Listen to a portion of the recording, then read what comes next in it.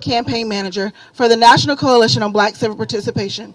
Thank you to all of our Unity partners for joining us for the Black Women Leaders and Allies Speak Out today.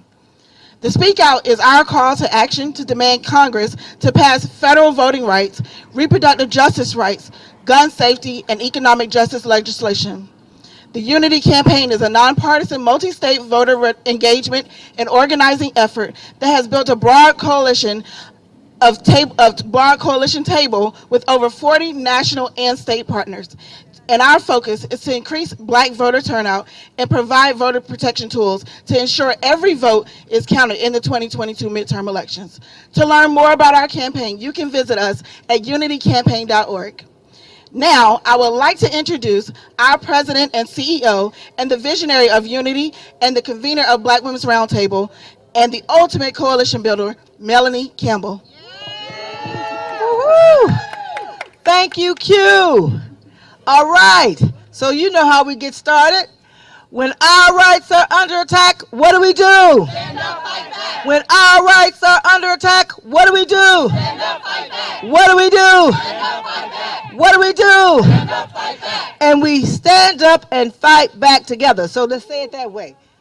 When our rights are under attack, what do we do? Stand up and fight back together. Let's try that one more time. When our rights are under attack, what do we do? Stand up and fight back together. Yes, thank you so much. Thank you, Q, Christina Q, for that introduction.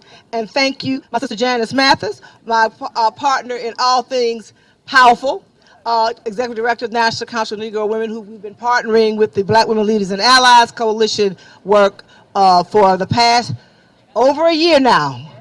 A year ago, we were here, July 15th, is when we started on this fight around voting rights.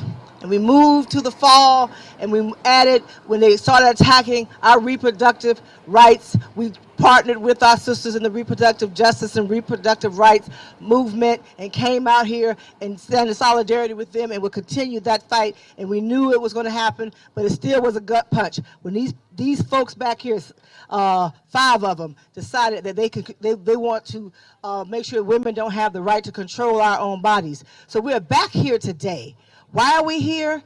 Q mentioned that we've launched our National Unity 22 Black Voting and Power Building campaign, but we also are re-engaged on a summer of organizing and activism. And so we said we needed to come back to the scene of the crime. And what they're doing in the back of that building is a crime. And the fact that they also letting us know that they're going to go after LGBTQ plus rights. They're going to go after affirmative action. They're not going to stand up. They're going to change this democracy with a 5-4 vote and sometimes probably a 6-3 vote. So we're back here to say we will not be moved. We are going to continue to fight. We're going to organize. We're going to mobilize, and we're going to fight back. And guess what? We are the majority. Are we the majority? Yeah. So that means we're going to stand up and we're going to fight back, and we're going to fight back together. I'm going to call on my sister Janice Mathis to give us invocation and remarks from the National Council of Negro Women. Thank you, Melanie. Thank you for your steadfast leadership, for your imagination, and for your courage.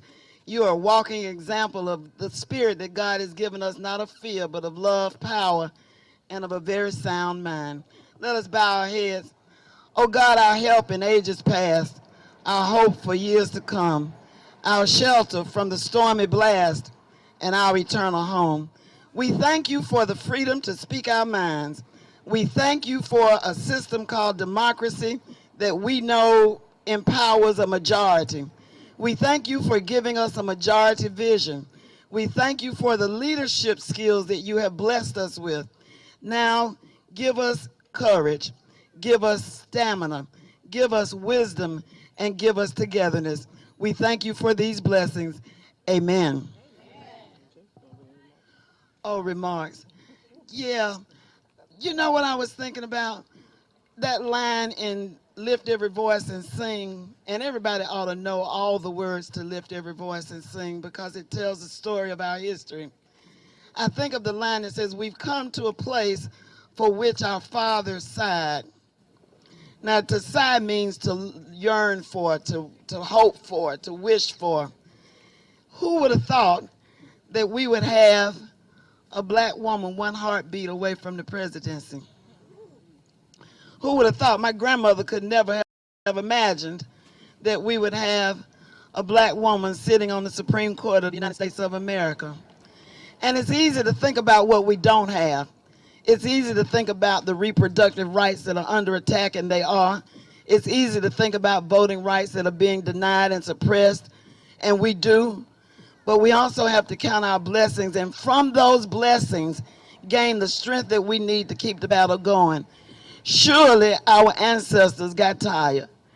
Surely Frederick Douglass got tired of whispering in Lincoln's ear. Surely Fannie Lou Hamer couldn't understand why she couldn't be seated in Chicago at the Democratic Convention. Surely Mary McLeod Bethune couldn't understand why Ku Klux Klan would ride by her school. But now she's ensconced in the Statuary Hall. The arc of history is long, but it bends toward justice, and it doesn't bend alone. It bends because we get up there and we push and we shove and we demonstrate and we sacrifice and we give money, and that's what bends the arc of history toward justice. So let's keep bending, my sisters. Or as Dr. Daly told me the other day, we got to beat the bushes for these voters. Beat the bushes. Go in the bushes, the hedges, and the highways, take off the high heels and the St. John and go where our people are and get them to come vote. God bless you, and it's a pleasure to be here. Janice Mathis, National Council of Negro Women. Yeah. All right. And now we hear from somebody from way down south. Up south. And you came up south. So we're going to hear from our sister, Deborah Scott, CEO, Georgia Stand Up State Partner for the National Coalition Unity Campaign through Black Women's Roundtable and Black You Vote. Following her is Daryl Coles, our Black You Vote National Project Assistant with the National Coalition. Deborah, then Daryl. So, Melanie, you already said it, but we got to say it again. When our rights are under attack, what do we do? Stand up, fight back. What do we do? Stand up, fight back. What do we do? Stand up, fight back. We are here from Georgia, from the home of good trouble, the home of stand up, and we're going to continue to stand up and fight back. Our lives, our votes, our bodies are under attack, and we will not lie down. We will continue to stand up. We will continue to vote. So it's on Supreme Court. It's on Congress. It's on Governor's Mansion. It's on President. We are ready. So we're going to stand up and fight back. When our rights are under attack, what do? Stand up, fight back. What do? Stand up, fight back. Peace and love.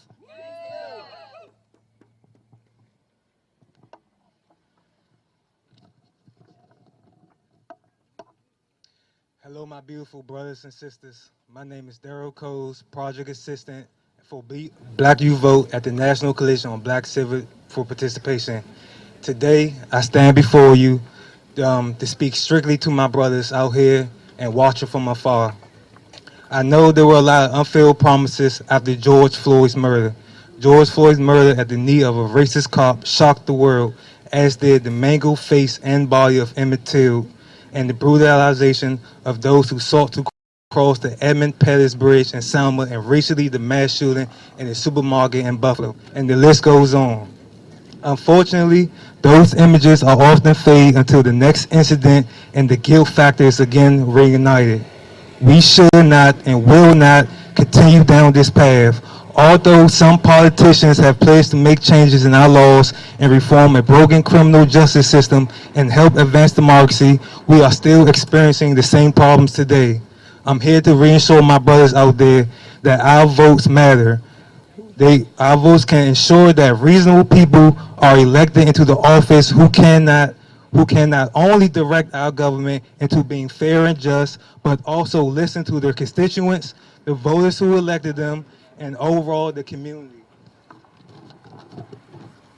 We need and we will hold every elected official accountable to their promises.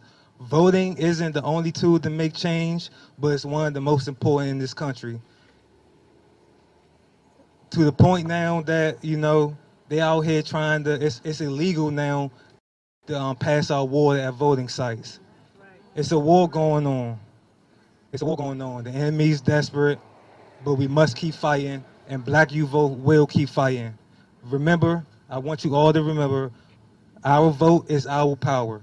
Blessings, brothers and sisters, and thank you.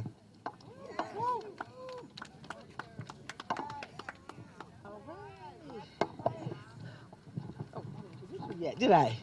Yes. So next we'll hear from Dr. Joe Grant, COO, National Black Caucus of State Legislators. Following him, Marquez Ball, who's the Religious Affairs liaison with the National Action Network. He's wearing two hats because, you know, it's that kind of movement. And he's also Vice President of Prince George's County 100 Black Men of America. Come on up, Dr. Grant and our brother Marquez. Thank you, Melanie, Janice, all of you who are here and engaged in the struggle. As mentioned, I'm Joe Grant. It's important that I bring you greetings from my leadership.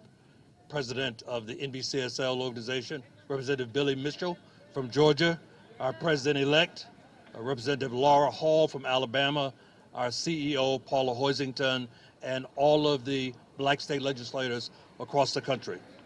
It's an honor to join you in this Speak Out rally, to re-engage ourselves, the White House, and Congress in what is going to be a significant battle to restore and protect voting rights. Members of NBCSL have stood in the gap, literally. We have been the buffer between suppressive voter rights legislation and trying to protect what we have gained over 50 years of struggle since the Civil Rights and Voting Rights Act passed.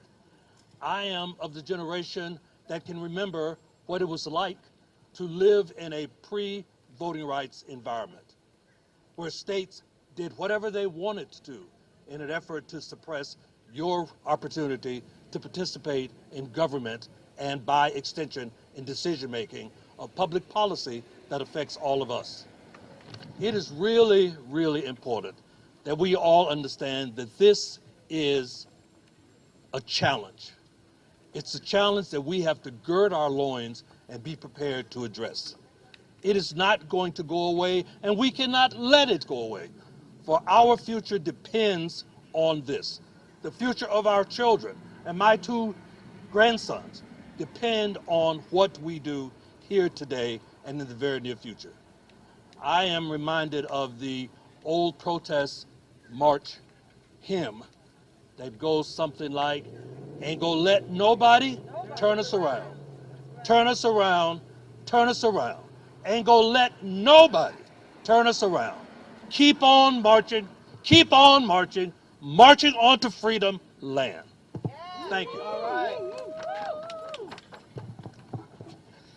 Thank you so much, Clark. I am Marquez Ball. Again, I'm honored to represent two amazing organizations today. So I'll bring you greetings on behalf of National Action Network and Reverend Al Sharpton, as well as the 100 Black Men of America and our chairman, Thomas Dortch. I was raised in a little country area called Angie, Louisiana. When I say country, y'all, I didn't have central heat. I chopped wood to stay warm. I killed animals to eat. I can remember, as one who has not been blessed to be so tall, there were some kids in my neighborhood in the little country area who would at times try to pressure me and try to bully me. And I found myself being quiet and shy and timid. But my grandmother, the old country woman, my grandma looked at me and she said, "Baby, don't you let nobody shut you up. Whenever you find that someone is trying to silence you, it is your responsibility to stand up and to fight back." I find now we're in a situation where there are some people who are trying to silence those who look like me. I find myself in a situation now where there are those who are trying to limit the voice and the power of and influence of those who look like me, those who are my age, those who've been kissed by the nature's sun. And I remember the words of my grandmother saying, "Baby, don't you let nobody keep you quiet. Stand up and fight back." I'm honored because I'm a part of the 100 Black Men of America, and we are an organization that is daring to stand up and to fight back. our organization has made it a mandate to make sure that we mobilize men to get us not to just register to vote, but to show up and vote. So we're making sure that each of our chapter has a mobilization effort to organize both our mentors and our mentees and their families to show up at the polls. The truth of the matter is, if we don't do this right now, it will be harder for future generations. It is our moment to stand. This is our moment to be heard. This is our moment to fight back. Not only that, I'm honored to represent National Action Network. We are serious about living out the King legacy. Reverend Al Sharpton impresses this upon us in our weekly staff calls to make sure that we are living out the King legacy. So part of what we want to do there is make sure that not only are we getting out to vote, but that we are also making sure we protect our citizens with common sense gun laws. This is not something that we can overlook. I personally do not want to put another hashtag. I do not want to see another school being shot up. I want my own child feeling safe when they go to an elementary school. I can remember seeing an Instagram photo the other day that showed a teacher with a mask, with books, with an AR-15, and with all kind of rules. We are asking too much of the teachers when the truth of the matter is it's those who are in the halls of Congress who can make a decision to help protect our young people. So on behalf of National Action Network and the 100 Black Men, I'm encouraging all of us to stand up, fight back, and make sure that our voices are heard. God bless. Thank you, thank you, thank you, thank you. All right, thank you. Stand up, fight back. Next, we have Marcus Batchelor, Deputy Director of Leadership Programs, People for the American Way. And this segment has really been talking about power. Can we say power? Power. Rights. Freedom. Safety. Say it again. Power. Rights. Freedom. Safety. Thank you. And our last speaker for this segment is Marcus Batchelor. Marcus. Thank you, Ms. Campbell. And I want to thank everybody who's joined us out here and who's watching live. I'm so excited to be here as Deputy Director of People for the American Way, an incredible 40-year-old organization doing work with hundreds of thousands of folks across the country, thousands of young elected officials at all levels of government, thousands of faith-based leaders and Black clergy who, just like us, are ready all around the country to stand up and fight back. I'm also proud as the grandson of a 96-year-old woman born into Jim Crow, who didn't have the right to vote because of either her race or her gender, or because she lived in the nation's capital, was not able to vote until she was over 40 years old. I stand here as the son of a home health aide who also was an early child care developer who still doesn't have access to union protections and the type of work with dignity that all people deserve. But I also stand here as a benefactor of their struggle, a benefactor of their work, and understanding that now all of that progress, all of that hard-fought progress is on the line now more than ever. And it would be derelict for their work, for their sacrifice, for me not to be here and stand with other powerful Black women who are doing that work as well. But I'll say I'm not just here for solidarity, because I also know that I'm here for a few selfish reasons too, because I know that what's good for Black women is good for America. What's good for Black women is good for Black men. What's good for Black women is good for Black children. And so if we are not here to stand with Black women whose rights are under attack, we are not standing in solidarity with all of the communities that need our support the most. And so when we say we're going to stand up and fight back, we will. We'll stand up and fight back to secure our institutions, to save our court, to right-size our electoral system, to make sure folks have access to the ballot. When we say we'll stand up and fight back, it means that we're going to stand together to make sure that we fight the everyday crime happening in our streets, but also make sure we don't get victimized by the people who we call when we need help in the first place. We're going to stand up and fight back to make sure that reproductive health, reproductive reproductive rights, reproductive justice is not just something that lasts for 1 or 2 generations, but something that every American forever will be able to count on. Every childbearing woman, every childbearing person in this country will be able to count on it. And we are saying we'll stand up and fight back to make sure that this democracy becomes, this country becomes what it always was supposed to be, a multiracial, multi-ethnic, multi-religious, multi-gender democracy where all of us have the rights and freedoms and access and power that we need to secure our destiny. So thank you so much, and I'm here to fight with you. Thank you. All right. So I was joking. We got one more, right? We have one more in this category, and definitely would not want to miss my sister in the movement, our sister who's not afraid to go to jail. I'm sister who show up at a drop of a dime, like all of you actually, but I want to also give her a shout out because she went to jail with us too. So Virginia and a whole lot of other organizations. So Virginia Solomon, President and CEO, League of Women Voters USA.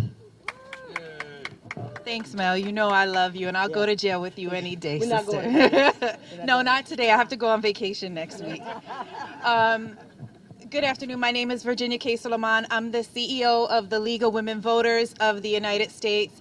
And the League stands in solidarity once again with the Black Women's Roundtable, the National Council on Black Civic Participation, and the Black women leaders here in this movement. And I am so grateful. It seems like every summer we have to come out here and remind folks that we're not going anywhere. We are going to continue to be here. We will continue to show up, and we were going to continue to speak up. We know that there are power-hungry politicians who are doing everything in their power to keep Black and brown people from voting on Election Day. They've reduced polling locations, instituted unfair voter ID laws, and limits to casting a ballot, and these are all tactics to keep us from exercising our right to vote. But they're not new. They are not new. They know exactly what they're doing, and they are playing by the same old playbook they've been using forever. But guess what? We got a trick up our sleeves because we won't be fooled, and we have a new playbook, and that is voting by any means necessary.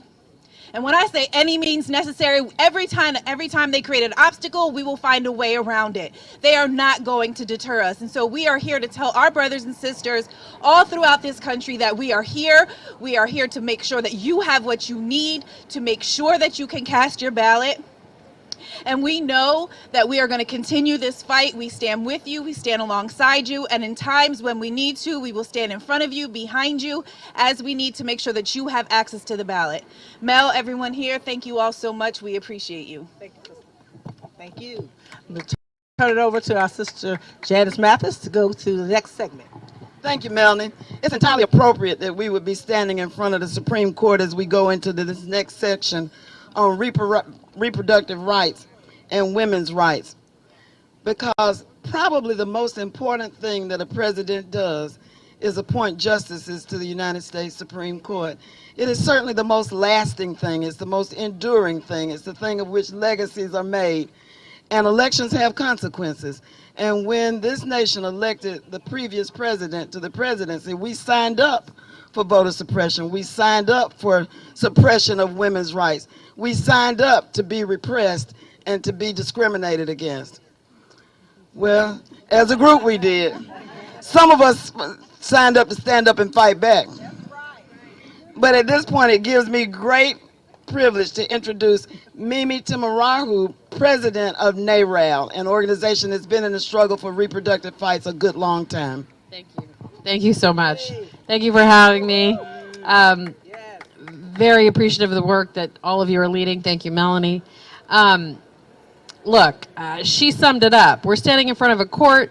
We can question its legitimacy, but we're standing in front of a court that just stripped a fundamental constitutional freedom from the majority of Americans, and we're not going to stand for it. So I'm grateful for this group, this coalition of folks coming together today to make a clear alignment and a line between all our issues: power, voting rights, democracy, the erosion of our democracy, and how it led us to this moment. It led us to this moment where our fundamental ability to how and when to decide when to start a family is under threat and is under attack. So I'm deeply, deeply grateful to be part of this movement, to be part of this coalition.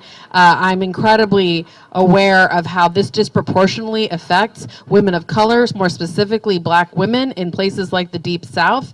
And we have to be centering those voices. We have to be centering those stories to really get at the equity issues and access to reproductive care. So on behalf of NARAL, Pro-Choice America, grateful to be here, grateful to be part of it. And I just want to remind y'all, 8 out of 10 Americans support legal access to abortion and reproductive rights. 8 out of 10 Americans. What does that mean? We are the majority, right? We are the majority, and it's time for us to act like it. Thank you. Thank you, thank you, thank you. We are the majority. And now we want to bring up Kimberly Robinson. I would say she's my soror. She's a member of Delta Sigma Theta Sorority Social Action Commission. Kimberly, the floor is yours. Thank you so much, and good afternoon, everyone, as we stand here so we can stand up and fight back together. As you heard, my name is Kimberly Robinson. I am a member of Delta Sigma Theta's National Social Action Commission, where I have the pleasure of serving alongside Melanie Campbell and Janice Mathis. I'm here on behalf of our national president, Elsie Cook Holmes, and the 300,000 members of Delta Sigma Theta sorority across this country and around the world. There is no better coalition builder than Melanie Campbell, and we are proud to be part of this coalition standing up for voting rights in this country. Know how important it is to get every voter to the polls. The 950 chapters of Delta Sigma Theta are dedicated, are committed, and are mobilizing to ensure that we are getting voters registered, educated, to the polls, and we are fighting to protect their votes on Election Day. We have watched as Jim Crow-esque anti-voting laws have been passed across the country, but as you heard previously, we will find a way to overcome every hurdle that is placed in our way. We will be smarter, we will be swifter, and we will make sure that our voices are heard. In 1913, the first act of Delta Sigma Theta was standing up for women's suffrage. And it is amazing to think that 109 years later, we are still called to be in the fight for voting rights in this country. But we are here, we will not be turned around, and we will make sure that we are engaging in every corner of this country. We're going to stand up for criminal justice reform. We're going to stand up to ensure the right to choose. We are going to stand up to fight against crippling student loan debt. We're going to fight against every policy issue that is detrimental to the Black community and ultimately detrimental to the progress of this country. Thank you so much for the opportunity to stand here in coalition with you today. This coalition is going to make a difference. You'll see us in November, and you'll see the difference we make. Thank you. Thank you, Kimmy. We appreciate that. And now we want to call on Jennifer Tucker, Consultant Senior Policy Analyst for the ERA Coalition. Thank you. Thank you, Melanie. Thank you, Janice. It's great to be here. Good afternoon, everyone. Good afternoon. And greetings from the ERA Coalition. Last week, I received an email from one of our members who asked me, what can we do to demand elected officials respect the loss of reproductive rights? And I wrote back, row, as in R-O-E, row your vote. Your vote, up and down the ballot. Even if it's dog catcher, treat that vote with the same seriousness that you are voting for your member of Congress, your senator, your governor, your city council, your mayor, because that's how folks get started. And before you know it, they are in the state legislature with these anti-Black women, anti-Black men, anti-Black people, anti-human rights, anti-abortion rights, anti-immigration, you name it, anti-laws, anti-democracy laws. I'm here today representing our President and CEO, Sakia Thomas, who sends her greetings. And she also asked me to remind you to join with the ERA Coalition as we launch our our Elect Equality program today. We are certifying candidates as elect equality candidates. And what does that mean? Candidates who support the Equal Rights Amendment. The Equal Rights Amendment saying that no person shall be discriminated against by the U.S. Government or state governments on the basis of sex.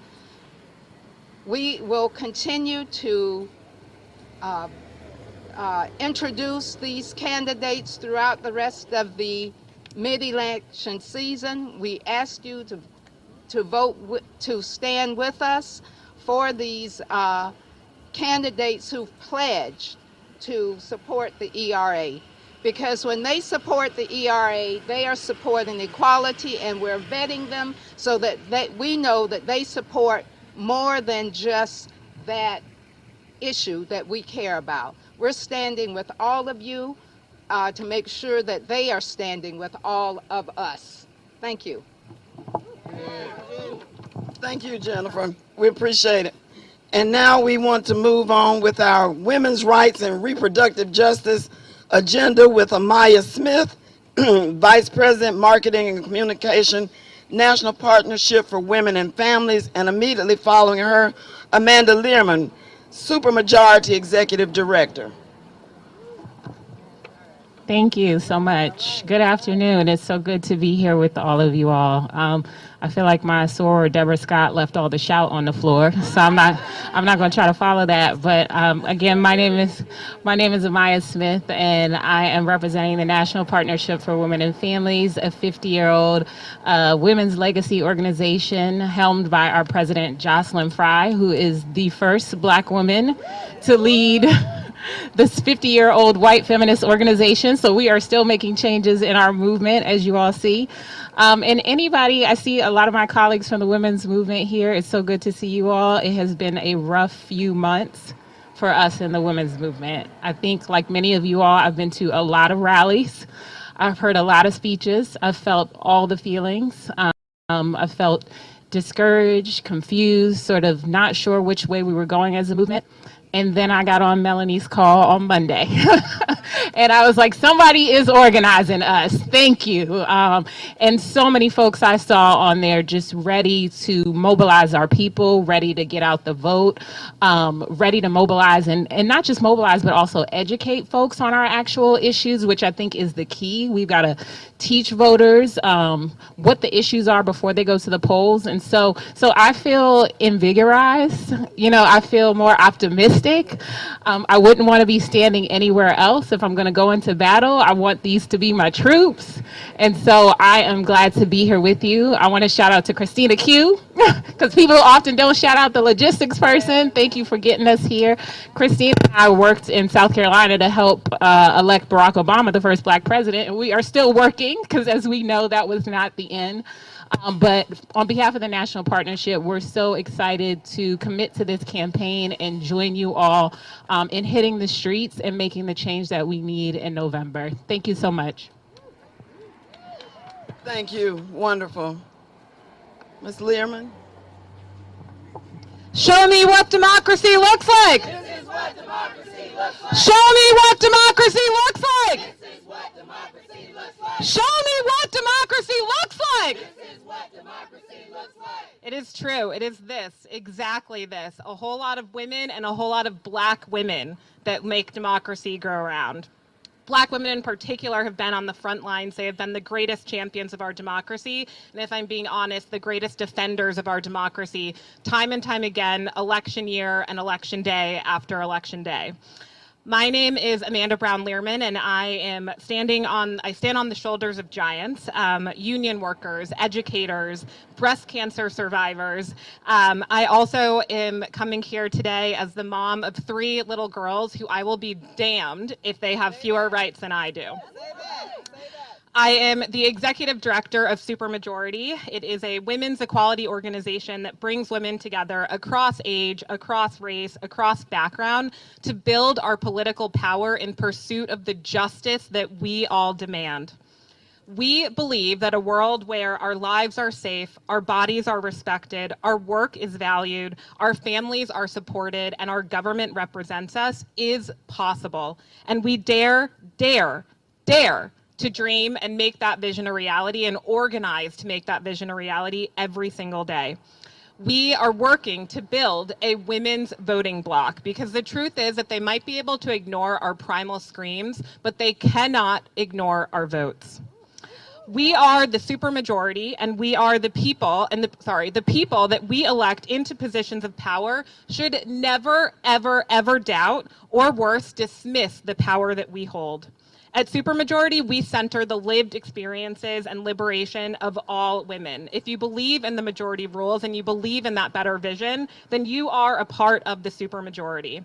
Because our superpower is actually in our coalition. That's why when Melanie calls, we all come running. The opposition tries to divide and conquer. That's been their strategy for years, to focus us on the distractions. But when we realize that our fights are connected, our fights are intertwined, spoiler alert, that is also how we win. We win on abortion justice, on racial justice, on voting rights, on disability justice, on climate justice, on all of the things that we are fighting for every single day. Because when our feminism is inclusive, we win. I'm going to say that one more time. When our feminism is inclusive, we win, and we are bending the arc towards justice that much more. I'm going to share the mic actually with my colleague Jara Butler, who is my partner in crime and hope and all things good. Thank you, Amanda. My name is Jara Butler. I'm the Chief Impact Officer at Supermajority. I'd like to say I am the Supermajority. All right. I'm here because in coalition, they can't stop us. But more importantly, I have anger, but it's righteous anger. It's righteous because I know that democracy belongs to all of us. It doesn't belong to the select few. Sometimes they have to be reminded, but this government, this land that we're standing on, that building back there is ours. It is ours. And I am standing here as the third generation of Black women who were held in bondage. And my grandmother used to say every time something would happen, my grandmother was born before women had a right to vote. She was born with Jim Crow. She knew Jim Crow more than she knew freedom. And her mother was born enslaved right over the bridge there in Virginia. But I'm here. And as long as I am here, I am going to fight, because my grandmother used to tell me every day, what are you going to do about it? Every generation is called to do something. We are called to hold this country accountable to the promise that they did not intend for us, but it was meant for us anyway, which is that this is a government for the people, by the people, and about the people. So you're not going to take my votes away. I'm going to fight. If I have to crawl to the poll, I'm going to crawl. But I'm going to bring 3 or 4 people with me, because that's what I do. It's not enough for one. So we need to bring everyone we know. We need to talk to folks. But more importantly, we need to remind folks that democracy is not a spectator sport. We all have a role to play. And as part of the supermajority, our commitment is we are committed to organizing 2.5 million women across 5 states. So I want to know who's with me. Who's with me? Who is ready to carry the banner of the women who came before us? Diane Nash, Fannie Lou Hamer, Coretta Scott King, because there was MLK, but she was there too. Who's willing to walk with me, and who's willing to go and take folks to the polls and to push back against this? Because our rights are no longer under attack. It's here. So now it's time for us to fight like our lives depend on it, because they do, and hold the line like our ancestors did. Because if they can do it, we can do it too. Thank you. Thank you. Thank you. And now we want to move into a part of the program that is economic justice. I think we did. I think we're right here. Oh, you want to do it? There you go. So you want to close that out? Well, we think that's the end of our reproductive justice segment. And now we will proceed to economic justice, because you can't have reproductive justice without economic wherewithal. Thank you. All right. Are we ready to fight? Yeah. Are we ready to win? Are we ready to fight? Are we ready to win? And so now, as we've talked about, we've gone from talking about power, rights, freedom, safety. Now we want to talk about justice. We're not getting it from that place, but we have the power to change that. Do we have the power to change that? Yes. So let's move into economic justice and environmental justice. We will hear from Darielle Rodriguez, Deputy Chief Counsel, Economic Justice, Lawyers Committee for Civil Rights Under Law. Following her will be Carol Joyner, Director, Labor Project for Working Families. Following her, Felicia Davis, Executive Director of HBCU Green Fund and also convener of the Clayton County, Georgia Black Women's Roundtable, and Myra Macias. Thank you, Myra. Okay, Myra Macias, Chief Strategy Officer, Building Back Together. Darielle, Carol, Felicia, Myra.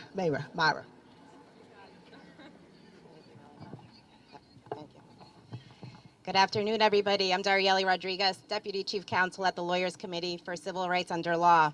I'm here on behalf of our fearless President and Executive Director, Damon Hewitt, who could not be here with us today. First, thank you to Melanie Campbell and her incredible team for organizing us. At the Lawyers Committee, we fight for a day when Black life, Black votes, Black safety, and Black redemption are equally valued. But we are faced with a reality that racism is permanent, at least in our lifetimes. The struggle for Black people has long been a struggle for self-determination. We have to introduce a new moral clarity. At the Lawyers Committee, we push for moral clarity in a different way, appealing to the nation's conscience about correcting injustice, but also providing all of the things that we all deserve. For too many people in this country, these rights ring hollow. The promises of democracy are an illusion. In fact, we believe that these promises and the very principles of our democracy are under a full-fledged attack. The attack is here. This Supreme Court has shown little disregard for the established precedent and is not shy about taking away fundamental rights that have long been in place.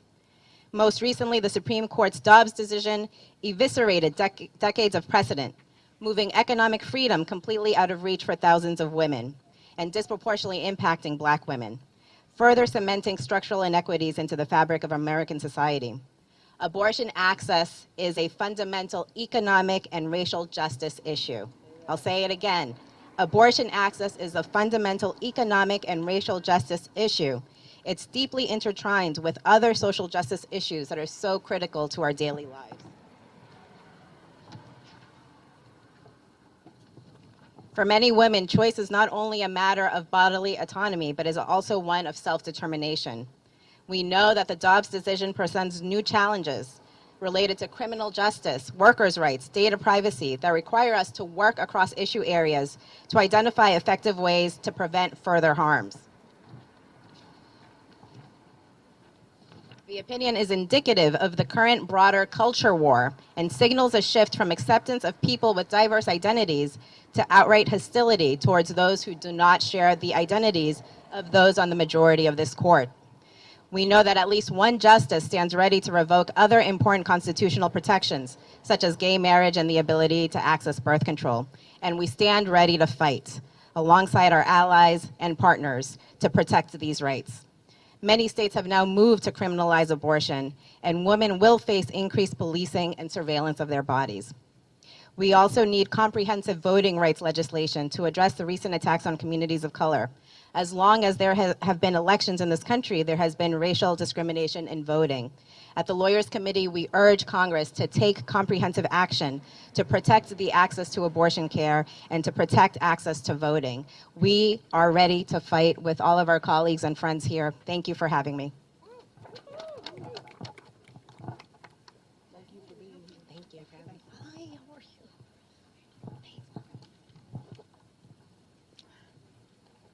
Thanks everybody for having me today. I'm Carol Joyner, Executive Director of Family Values at Work Action and leader at Labor Project for Working Families. And I stand on the shoulders of so many women, some of them here. I'm so grateful that Mel Campbell from Black Women's Roundtable and Janice Matheson from National Council on Legal Women are keeping this fight going. We've been out here for a year and a half, first on voting rights.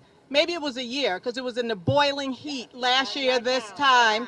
We've been out here on voting rights. We've been out here on Build Back Better. We've been out here on civil liberties, on paid leave, on certainly on abortion rights.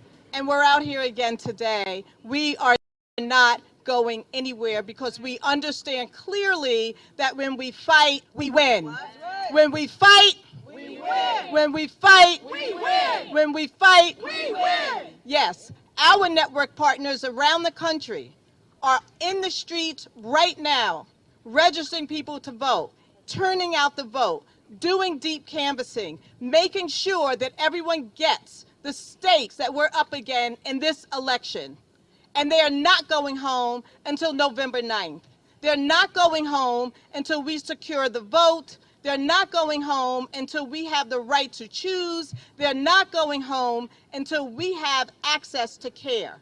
They're at doors talking about care, the ability and the economic consequences that happen when people don't have the right to care, when they have to go to work instead of say goodbye to their parents who are dying, when they have to go back to work 2 weeks after they've had a child, leaving that child basically alone or with relatives, but someone other than the mother or the father. They're out there fighting and talking about climate change, and they're using and identifying the care voter narrative. They're asking care voters to vote for care, but they're also asking voters to vote for reproductive justice. They're asking voters to vote for responsible climate change mitigation policies. They're asking voters to vote to make sure that people have access to choose when, where, and how they want to have a child. And they're out there voting, asking people to vote to make sure that the people who are in the House and the Senate get our demands. Black women have been in the forefront of this fight for generations. I have to tell you a little story. When I was in my 20s, I got on the mini bus rides from New York City down to DC with my mother, who was an AFSCME member, a proud union sister. And AFSCME at $11.99, and folks used to send the buses down to DC for the many reproductive rights marches, pro-choice marches that were going on in the 80s. And on one of those bus rides, my mom confided in me that she had had an abortion. She had 5 children. Before she had one, she had an abortion. She was just out of college. She had the worries of economic, situation ahead of her, a new person in a new state. And she made that decision in a very, very difficult time when she didn't know what the outcome would be, when abortion was not legal. And she recognized that many of her friends had made the same choice as well. I held that for many years because I understood of the gravity of that decision for my mom. But I get it today as we witness the demolition of our rights in real time, as we watch the Supreme Court roll back more than 50 years of precedent that women and people who have children, can have children, should have reproductive health and the right to decide when they have that child. So our care voters all over this country are standing up for care, they're standing up for economic justice, and they're standing up for all that we believe in our democracy. And as they foment a coup while we sleep, be clear that we understand when we fight, we win. When we fight, we win. When we fight, we win. When we fight, we win. Thank you. So, greetings, everyone. So it's kind of hot out here. Would everybody agree? No, it's getting hot, and it's getting hotter. Speaking on behalf of the environmental justice community and those of us that have been working for decades around climate justice, right? It's not just hot here. It's hot everywhere.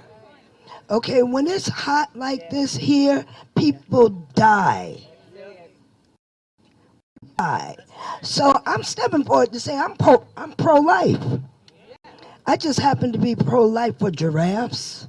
I'm pro-life for antelope. I'm pro-life for fish.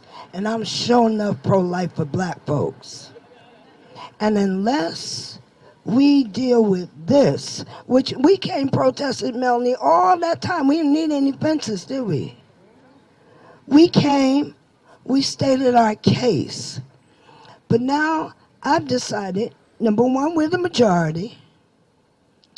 Number two, we don't have much more room on the t-shirt, okay? We keep adding issues, right? And then I thought about it. We keep letting some other folks decide, right? Not your decision to make. Not your decision to make. If you can't produce one, shut up. Shut up. You don't know what you're talking about. No offense. So from the environmental justice community, from a red state, I come to D.C. and I wonder how I could live in Georgia. It's good here. I'm not saying great, Chance Mathis, but Georgia is a challenge. So when we talk about organizing, what I want people to know that are not here, so I'm looking in the camera, where are you? Yes, we have to register. Yes, we have to knock on doors. Yes, we have to send text messages, tweets, and be on social media. But we got to show up like this. We've got to hit the streets. We got to beat the pavement. We got to draw folks on that are easing by, don't know quite where they stand. We got to help them to figure it out. Because we are pro-life, pro-the living, pro-10-year-old girls. Not being raped first, safety. And certainly not having to give birth, endanger their own life. They try to bring forth a life not ready for life. Please, no. Right? So that's who we are. And I just share with everyone. You know that story? They came for me in the morning. And you thought you were good. And I don't care who you voted for. If they come for me in the morning, look out. They're headed for you. But we got your back. So join us. Whatever the thing, we're looking for a conversation. But climate change is real. And they couldn't even, when you can't decide between good and bad, please, give up the seat. All right, Felicia Davis. Thank you so much, Melanie, the Black Women Leaders and Allies Coalition. And for those watching, this is for the allies. My name is Mayra Macias. I am the Chief Strategy Officer of Building Back Together. I am a benefactor of the work that Black women have done. I am the daughter of immigrants. I am the daughter of union workers. And again, this goes to the allies. We need to step up. We need to be here in the trenches with Black women because our democracy is at stake. Because of this coalition, we were able to accomplish a lot, but there's still so much progress left to be accomplished. And I remember meeting with Melanie and this very coalition that was responsible for ensuring that Judge Ketanji Brown Jackson became the first Black woman seated in the U.S. Supreme Court. Ketanji Brown Jackson. Now, Building Back Together is an issue advocacy organization that advances the Biden-Harris agenda. And it's so important to be here today with you all because you all have pushed us, have ensured and supported the Biden-Harris administration to make progress. I want to share a little bit about the things that have already happened. As we're fighting to continue to build on that progress, it's important to celebrate the wins that we've already made. We talked about Judge Ketanji Brown Jackson, but that's not it. We also had President Biden take executive order to make sure that all of his administration, including the different agencies, are advancing and promoting voting rights. His Department of Justice doubled the funding and support for voting right protection, and that's because of the work that this group has done to make sure that voting rights are top of mind. That's not it. We also ensured that through the American Rescue Plan, which many of you fought for, and under the oversight of President Biden and Vice President Kamala Harris, 9 million jobs have been created. And we don't talk about that, right? We don't talk about 9 million jobs being created, and we need to. That is the most in a president's first year history. 9 million jobs created. The American Rescue Plan made sure that small businesses were able to stay open, made sure that schools were able to open so that children could go back to in-person learning, made sure that parents had cash to make sure that they could buy books or put food on the table, all because of the work this coalition and our broader coalition is doing to build upon the progress. Unfortunately, as has already been stated, the Supreme Court dangerously overturned Roe. And when that happened, because of the advocacy of this group and many others, the president acted, and he ensured that very swiftly we are protecting the access to medication abortion. We're protecting the access to contraception, which don't be fooled, y'all, we have to protect that access. We're protecting the access for folks to cross state lines and get the health care they deserve and they need. But what we need now is Congress to act. And I'm going to be really specific when I say we need Congress to act. We need the MAGA extremists to stop obstructing progress. For those of you who are, we need the MAGA extremists to stop obstructing progress. For those of you who are following legislative votes, time and time again, these MAGA extremists are voting against progress. We just had the most comprehensive gun safety legislation signed in a law not but a couple weeks ago. And now MAGA extremists are against the assault ban of weapons. They're against protecting reproductive rights. In fact, they're pushing to ban all abortion without exceptions of incest and or rape. And so I'm grateful to be here with you all because there's work to do. You all are pushing the broader coalition to do this work, but we need these MAGA extremists to stop obstructing progress. And when we're in this together, we win. So thank you. Thank you. Thank you. Our last speaker is Janae Roscoe, Senior Vice President, Government Relations, Public Policy, Operation Hope. Say Operation Hope. I am a proud member of the Black Women's Roundtable. Thank you, Melanie and Felicia, for inviting me to be a part of this.